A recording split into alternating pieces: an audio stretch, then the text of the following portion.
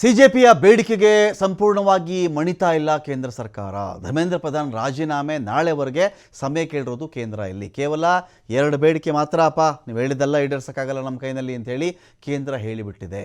ಅಂದರೆ ಕೇಂದ್ರ ಕೂಡ ತನ್ನ ಆ್ಯರೋಗೆನ್ಸಿಯನ್ನು, ತನ್ನ ಅಧಿಕಾರಶಾಹಿತನವನ್ನು, ತಾನು ಮೇಲು ಅನ್ನೋ ಒಂದು ಧಾರ್ಷ್ಟ್ಯದ ಧೋರಣೆಯನ್ನು ಕೇಂದ್ರ ಕೂಡ ಬಿಡಬೇಕಾಗಿತ್ತೇನೋ. ಈ ಪ್ರತಿಭಟನೆ ಈ ಸ್ವರೂಪ ಪಡೆದುಕೊಂಡ ಮೇಲೂ ಕೂಡ 2 ಬೇಡಿಕೆ ಈಡೇರಿಸ್ತೀನಿ ಅಂತೇಳಿ ಏನೋ ಸಾಗು ಹಾಕೋಣ ಅನ್ನೋ ರೀತಿಯಲ್ಲಿ ಮಾತನಾಡ್ಬಿಟ್ರೆ ಕಷ್ಟ ಆಗುತ್ತೆ.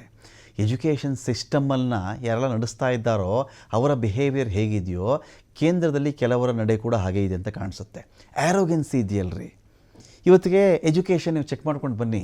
ಮೊದಲೆಲ್ಲ ನಾವು ಕೇಳಿದಾಗ ನಾವು ಒಂದು 20-30 ವರ್ಷಗಳ ಹಿಂದೆ ಕೇಳಿದಾಗ ಶಿಕ್ಷಣ ತಜ್ಞರು ಶಿಕ್ಷಣ ಸಂಸ್ಥೆಗಳು ನಡೆಸ್ತಾ ಇದ್ದರು. ಎಷ್ಟೊಂದು ಆ ಥರದ ಉದಾಹರಣೆಗಳಿದೆ. ಶಿಕ್ಷಣದ ಅಭಿರುಚಿ ಇದ್ದವರು, ಶಿಕ್ಷಣದ ಬಗ್ಗೆ ಗೌರವ ಇದ್ದವರು, ಆದ್ಯತೆ ಕೊಡಬೇಕು ಅಂತ ಇದ್ದವರು, ಪಳಗಿದವರು, ಏನು ಕೊಟ್ಟರೆ ಒಳ್ಳೆಯದಾಗುತ್ತೆ ಅಂತ ಗೊತ್ತಿದ್ದವರು ಎಜುಕೇಷನ್ ಇನ್ಸ್ಟಿಟ್ಯೂಟ್ ನಡೆಸ್ತಾ ಇದ್ದರು. ಇವತ್ತಿಗೇನಾಗಿದೆ ಹೇಳಿ? ಏನಾಗಿದೆ ಇವತ್ತಿಗೆ?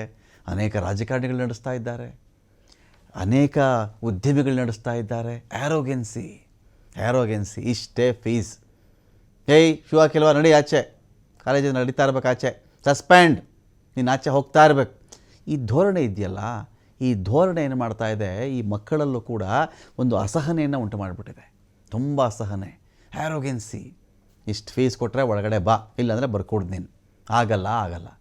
ದಯ ದಾಕ್ಷಿಣ್ಯ ಏನೂ ಇಲ್ಲಂದ್ರೆ ನಡೆಸ್ಕೊಳ್ತಾ ಇದ್ದಾರಲ್ಲ, ಈ ಆ್ಯರೋಗೆನ್ಸಿ ಕೂಡ ಬಹಳ ಇಂಪಾರ್ಟೆಂಟ್. ಇಲ್ಲಿ ಇಷ್ಟೆಲ್ಲ ಪ್ರತಿಭಟನೆ ಆಗಲಿಕ್ಕೆ ಅದೇ ಕಾರಣ. ಇವರು ನೋಡಿ, ಈ ಮಿನಿಸ್ಟ್ರುಗಳದ್ದು ಅದೇ ಆ್ಯರೋಗೆನ್ಸಿ.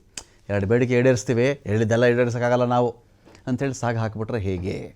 2 ಬೇಡಿಕೆಯನ್ನು ಮಾತ್ರ ಕೇಂದ್ರ ಒಪ್ಕೊಂಡಿರೋದು. ಇವತ್ತು JP ನಡ್ಡಾ CJP ನಾಯಕರ ನಡುವೆ ನಡೆದಂಥ ಚರ್ಚೆ ಇದೆ. ಚರ್ಚೆಯಲ್ಲಿ 2 ಬೇಡಿಕೆಯನ್ನು ಮಾತ್ರ ಒಪ್ಕೊಂಡಿರೋದು. ಹೀಗಾಗಿ ಹೋರಾಟ ಕಂಟಿನ್ಯೂ ಮಾಡ್ತೀವಿ ಅಂತೇಳಿ CJP ನಿರ್ಧಾರ ಮಾಡಿದೆ. ನಾಳೆ ಮತ್ತೊಂದು ಸುತ್ತಿನ ಮಾತುಕತೆ ನಡೆಯುತ್ತೆ. CJP ಮತ್ತು ಕೇಂದ್ರ ನಾಯಕರ ಜೊತೆಗೆ ನಾಳೆ ಸಭೆ ಇದೆ. ನಾಳೆಯಾದರೂ ಈ ಒಂದು ಹೋರಾಟ ತಾರ್ಕಿಕ ಅಂತ್ಯವನ್ನು ಕಾಣುತ್ತಾ? ವೆಯ್ಟ್ ಮಾಡಬೇಕು. ಉಳಿದ ಬೇಡಿಕೆಗಳಿಗೆ ಒಪ್ಪಿಗೆಯನ್ನು ಕೊಡುತ್ತಾ ಕೇಂದ್ರ? ಸದ್ಯ ಹೋರಾಟಗಾರರ ಮೇಲೆ ಪ್ರಕರಣ ದಾಖಲಿಸಲ್ಲ ಅಂತ ಕೇಂದ್ರ ಒಂದು ಭರವಸೆಯನ್ನು ಕೊಟ್ಟಿದೆ. ಇಲ್ಲಿ ಸಾವನ್ನಪ್ಪಿರುವ ವಿದ್ಯಾರ್ಥಿಗಳ ಕುಟುಂಬಗಳಿಗೆ ಪರಿಹಾರ ಕೊಡ್ತೀವಿ ಅಂತ ಒಪ್ಪಿಕೊಂಡಿದ್ದಾರೆ. ಆದರೆ ಉಳಿದ ಬೇಡಿಕೆ ಈಡೇರಿಸುತ್ತಾ ಗೊತ್ತಿಲ್ಲ.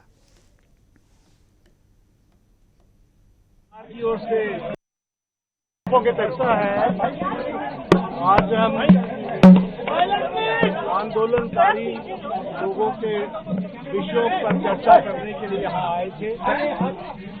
लगभग 2 घंटे बातचीत चली।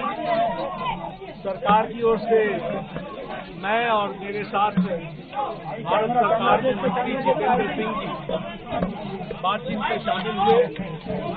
उनकी बातें हमने सुनी। बातें सौहार्दपूर्ण वातावरण में हुई और कई दृष्टि से उन सारी बातों पर हर तरीके से चर्चा हुई। उनकी मुख्यतः 3 डिमांड थी और 5